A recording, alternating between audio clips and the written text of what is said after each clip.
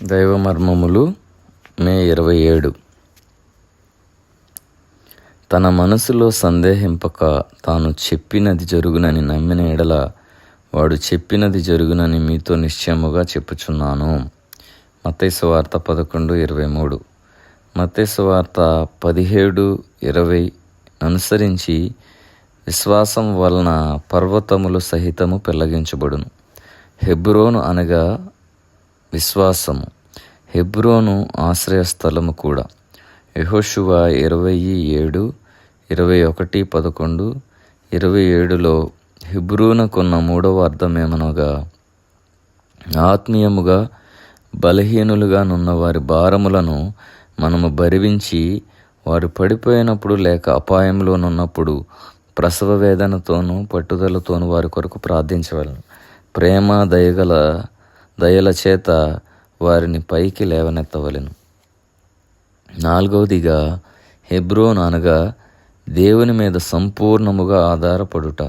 అనేక మంది విశ్వాసులు, దేవుని సేవకులు వారి ఏర్పాట్ల విషయమై దేవుని అడగకపోవుటచే గొప్ప నష్టములు అనుభవించెదరు.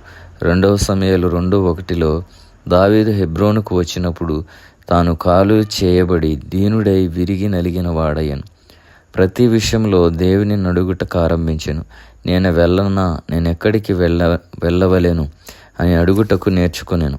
మన ప్రతి నష్టమును సమకూర్చుకొనుటకిది 4వ మార్గము. నీ స్వయముపై ఆధారపడుట మాని నిన్ను నీవు ఖాళీ చేసుకొని ప్రతి విషయము కొరకు దేవుని యొద్ద విచారించుటకై సమయము తీసుకొనుము. నీ ద్రవ్యమును సహితం ఎలాగూ ఖర్చు పెట్టవలనో ఆయనను అడుగుము. అదే విధముగా సంగమునకు సంబంధించిన ప్రతి విషయము కూడా దేవుణ్ణి అడగవలెను. హెబ్రోనులో మన ప్రతి కదలిక కార్యమునకు వ్యక్తిగతముగాను సమాజముగాను దేవుని యొద్ద విచారించి మేమెక్కడికి వెళ్ళవలెను, మేమేమి చేయవలెను అని అడుగుట నేర్చుకున్నారు. అనేకులు తమ వివాహ విషయంలో దేవుని చిత్తము ఎట్లు కనుగొనవలెనో ఎరుగకయున్నారు. అందువలన అనేక మంది విశ్వాసుల జీవితములు నాశనమైపోయి అసంతోషకరమైన గృహములు కలిగి ఉన్నారు.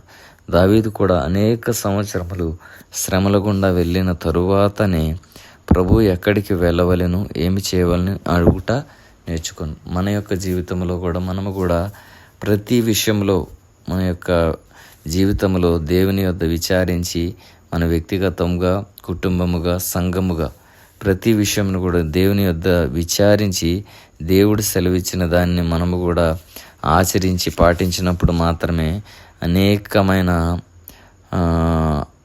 అసంతోషకరమైన సందర్భముల నుంచి, శ్రమల నుంచి మనము రక్షించుకునే వారముగా ఉంటాము. అటువంటి జీవితం దేవుడు మనకు దయచేయునుగాక. ఆమేన్.